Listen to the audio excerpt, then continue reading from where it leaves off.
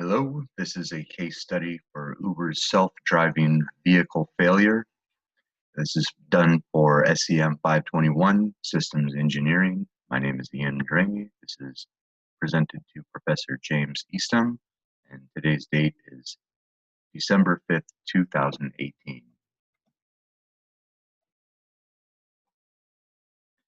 The methodology for this presentation, the research for this presentation and the accompanying paper is based on news articles, government reports, and Uber-owned patents relevant to Uber's self-driving vehicles. This case study examines the Uber self-driving vehicle crash that killed a pedestrian from a systems engineering perspective and recommends solutions for Uber's self-driving vehicle initiative. A little background about Uber. Uber was founded as a ride-sharing company in 2009 in San Francisco, California. It was originally founded under the company name UberCab. The name was changed just plainly to Uber in 2010. By the end of 2015, Uber offered ride-sharing and delivery services in over 300 cities worldwide and had provided over 1 billion rides.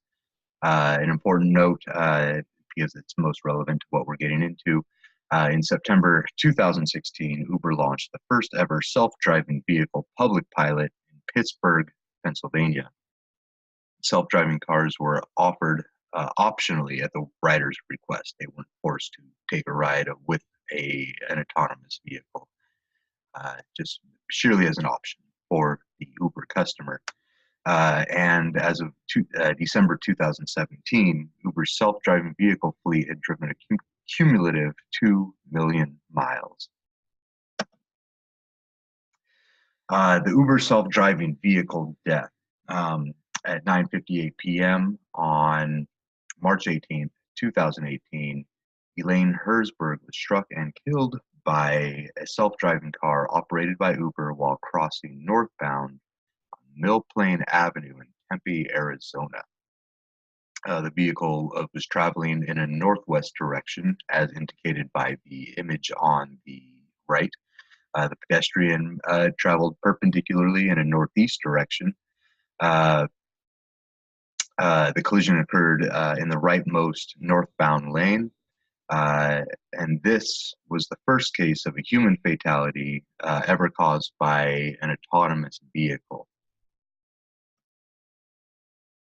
That the header is the same on this. A couple more points is that the collision did not occur in a crosswalk. The pedestrian crossed in a section of roadway that was not directly illuminated by roadway lighting, as it was 9:58 p.m. It was night. It was dark outside. The Uber vehicle was under human supervision. There was an operator in the driver's seat. The problem statement here is, as a result of the Uber self-driving vehicle failure, a human lost their life, quite simply. Contributing factors here is that it was night driving. The pedestrian was wearing dark clothing. The bicycle that they were walking at the time had no reflectors on the wheels. However, there was a front headlight and a rear reflector. It was not as at a crosswalk, marked or unmarked. There were warning signs on the road for pedestrians to use the crosswalk, and the nearest actual crosswalk was approximately 360 feet north of the collision site.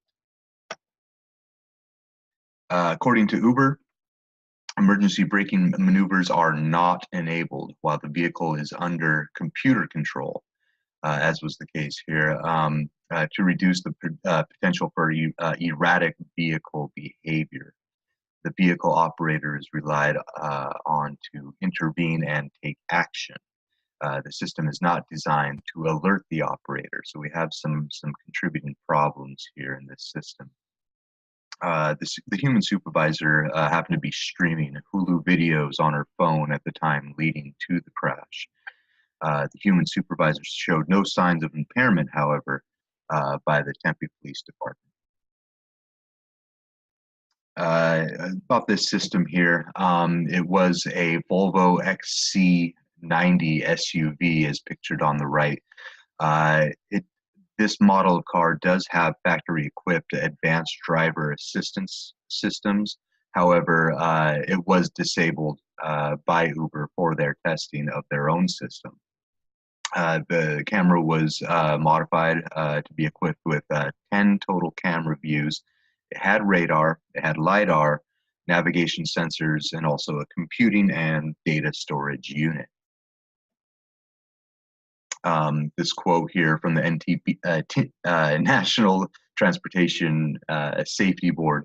As the vehicle and pedestrian paths converged, the self-driving system software classified the pedestrian as an unknown object, as a vehicle, and then as a bicycle with varying expectations of future travel path. So the object was detected by the self-driving car system. However, at 1.3 seconds before impact, the self-driving system determined that an emergency braking maneuver was needed to mitigate a collision. Remember from the previous slide that that was disabled. According to Uber, emergency braking maneuvers are not enabled while the vehicle is under computer control to reduce the potential for erratic vehicle behavior. The vehicle operator is relied on to intervene and take action. The system is not designed to alert the operator, contributing factors to this problem.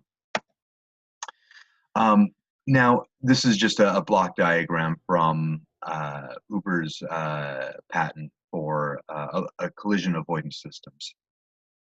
This had been filed a year in advance of the collision that caused the fatality, but it was poorly implemented and therefore didn't do its job. Yeah, so the analysis. The systems engineering project has an iterative methodology that supports discovery, learning, and continuous improvement.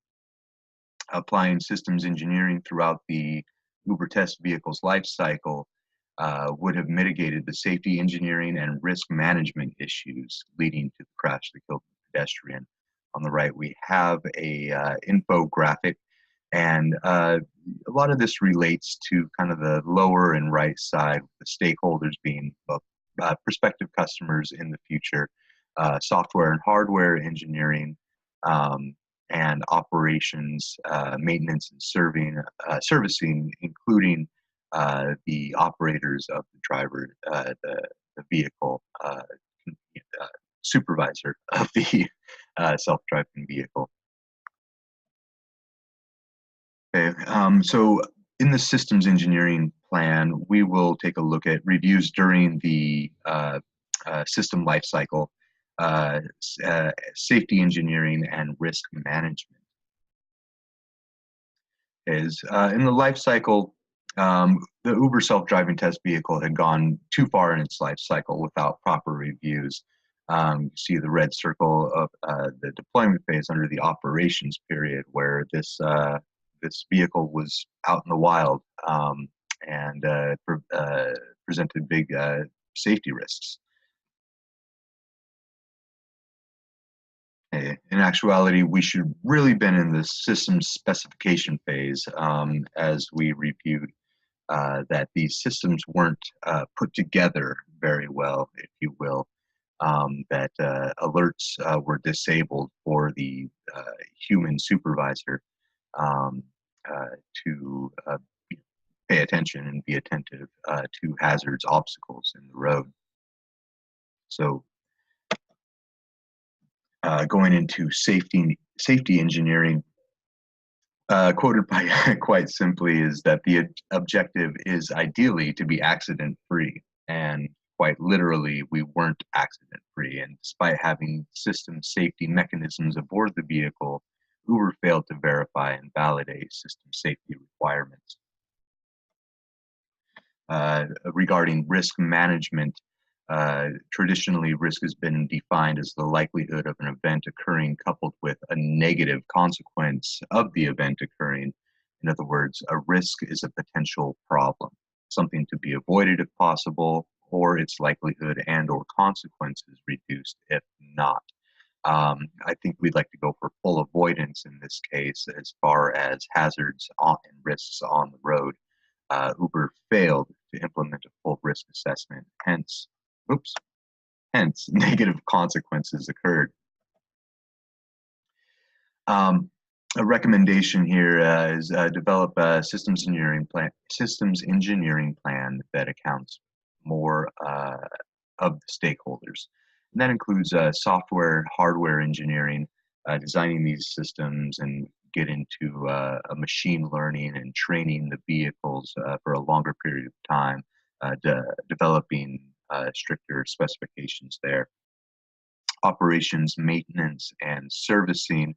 These are complex systems of systems, and we goes back to also maintenance of hardware and software, um, uh, training operations personnel such as the operator supervisor of the vehicle, uh, the employee personnel level. And potential customers in the emerging self-driving vehicle market. Um, at this point in time, or at least after this news of this occurrence happened, I'm sure that a lot less customers were, Uber ride-sharing customers were electing to take the optional self-driving car route. Next recommendation is improve the reviews during the system specification phase of the product life cycle, as we saw in the previous slide with the green circle. Activating systems already present could have mitigated risks, for example, the onboard alerts, safety engineering, and risk management. Develop a safety engineering management plan that identifies, analyzes, and categorizes hazards. Perform a functional hazard analysis, probabilistic risk assessment, develop an event tree analysis / fault tree analysis, and related into with safety engineering being very closely related to risk management, develop a risk management plan, manage the risk profile and analyze the risks. And that includes risk content, risk probabilities, consequences, thresholds, and priorities. Define and document the risks, calculate risk factors, and communicate those risks to all stakeholders. And this is kind of a conclusion, more of a layman's recommendations with the systems engineering plan in place in the system specification phase. To not to inhibit innovation, but to push forward and keep Uber working on the self-driving technology, including improving their collision avoidance and movement prediction algorithms. Since this started with a stock Volvo vehicle, they Uber being an independent company, they want to use their own system, disabling the stock system. However, the big recommendation, the bolded recommendation here is to activate all the proper alerts for human supervisor operators when behind the wheel, regardless of their distraction level. I think that's the most imperative part here. The root cause, the root failure was that the alert systems were not active. And spend more time in software test and simulation. You can see the image on the right is from the Uber Advanced Technologies group. It looks very advanced, and it just needs more work, more learning, more systems engineering. And move on to closed course testing. So going one step further from the simulation phase is almost the real world phase in a closed course. And these are the references. And thank you very much for watching this presentation. And Johnny Cab and I say drive safely this holiday season. Thank you very much.